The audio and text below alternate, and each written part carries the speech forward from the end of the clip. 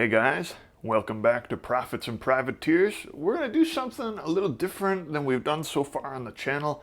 One of the things that I had in me that I really wanted to talk about as we go on this journey together was doing a little gear review and really talking through the philosophy of use of some of the stuff that I carry, that I use. And we've talked self-defense, we've talked the philosophy and theology even of that a little bit. I want to go into the gun that I carry every single day. I joke with friends, if I'm wearing pants, I probably have this thing on me. And it's the FN509 Tactical. So this is the FN509 Tactical. I've got it locked open, so you can see that it's clear. I've also got a magazine here with a snap cap in it, so you know that we're dealing with a gun that doesn't have anything going on. This is like my favorite carry gun, and it's really interesting because I don't think it's the best gun in the world. I don't think it is. I don't think that this is the greatest thing that's ever happened. It helps us to be honest about our gear choices. The main reason I chose the FN509, and later, long story, ended up buying a tactical slide, putting a Parker Mountain Machine comp on it, the Trijicon SRO, and we'll talk about the trigger, that's really important, and a TLR-1 highlight from Streamlight. There's some extras going on with this gun, but the reason that I chose it was FN has a pretty profound pedigree when it comes to the quality of the stuff that they make, but also, and this is probably going to rub some people the wrong way, I chose it because it's not a Glock. I know, that's going to bug some of you. I just kind of got sick of Glocks. And I think it happens to some of us in the shooting community, in the self-defense community. You spend so much time around a gun that you just kind of get sick of looking at it. You get sick of having it. You want to try something new. So shortly after the 509 came out, I ran out and grabbed one. And I had shot FN firearms before. I'd really liked them. The 509 felt like a pretty great out of the package gun to grab a hold of, and so far it's been really, really good. I bought it before the tactical model existed, had some issues with some slide work that I got done somewhere. I'm not going to uncover anybody, but slide got goofed up, so ended up getting a really screaming deal from FN on replacing that slide and actually upgrading to the tactical so that I could mount a red dot, do all that kind of stuff. It's been a great gun.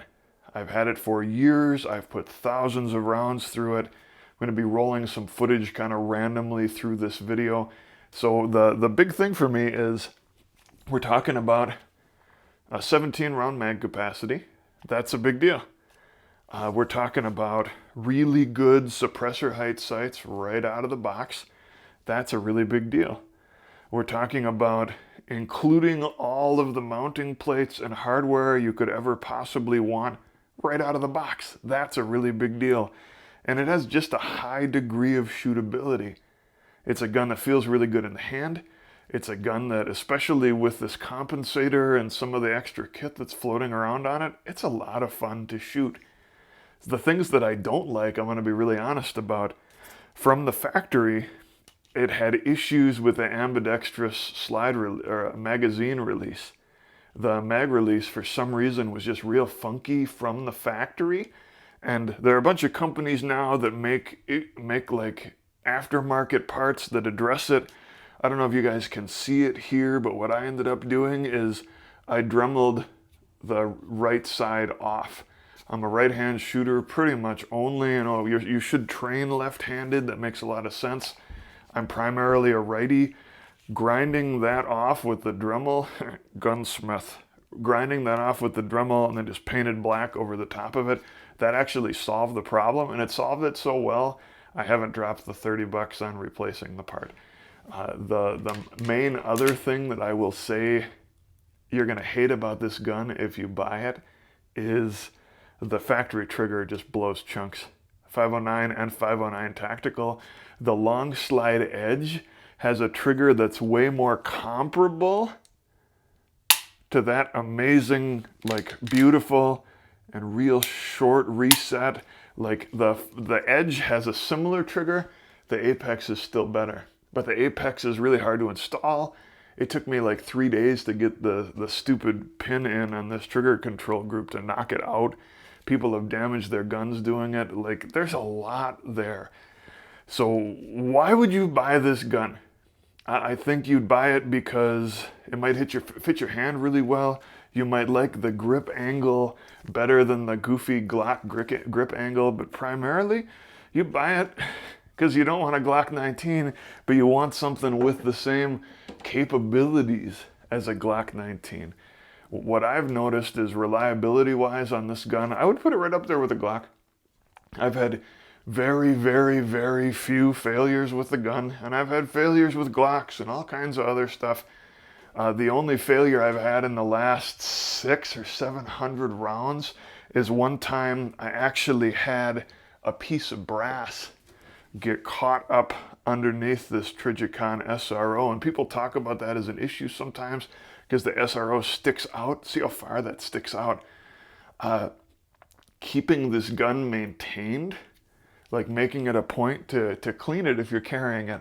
You should be cleaning your guns weekly if you're carrying them. Making a point to oil and lube the gun has removed that completely as an issue. So I'm probably 2,000 rounds on the SRO. One failure so far.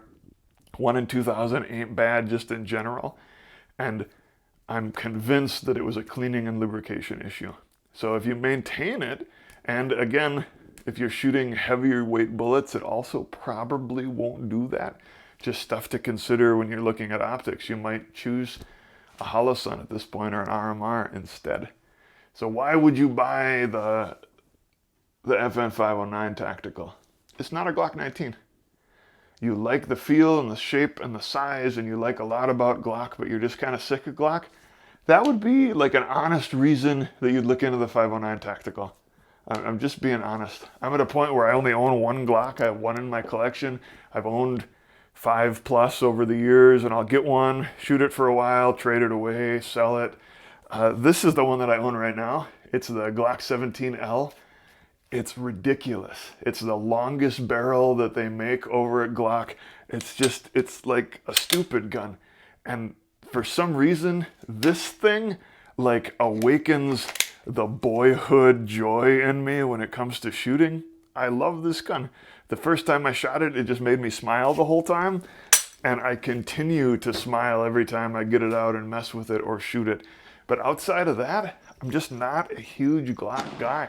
And I think if you are in the same boat and you're not like a tremendous, crazy, mega fan of the Glock and you want to look into your other options, a good other option is the 509 Tactical. Reliable, good ergos, really shootable. Really shootable. And especially if you buy the Tactical, if you throw a comp on it, it's so easy to make follow-up shots quickly. So easy to do all that stuff. Drawbacks, in the earlier gens, the magazine release is a little goofy. The trigger is, like for the MSRP on the gun, the trigger should be better than it is.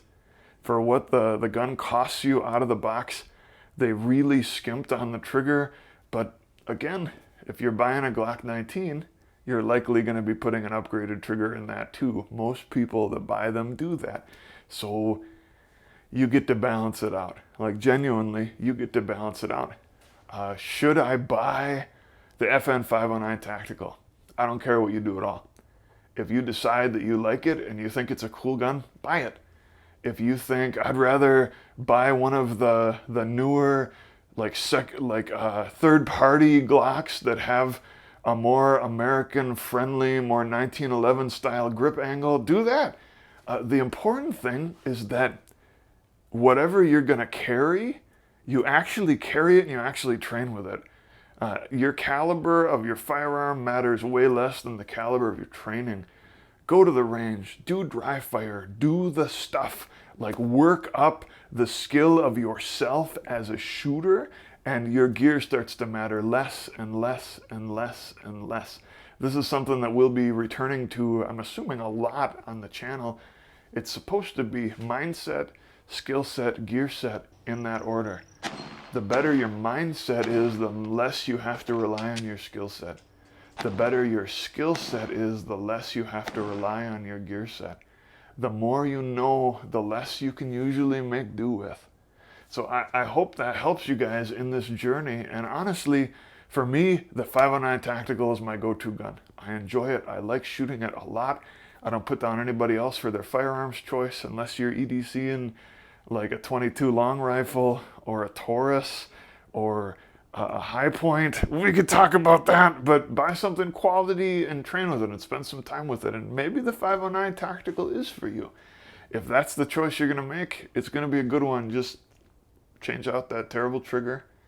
And if you can mount a red dot, there's no reason not to mount a red dot. So have a good one, guys. Thanks for tuning in. Hit that like and subscribe button, and we'll see you next time. Bye.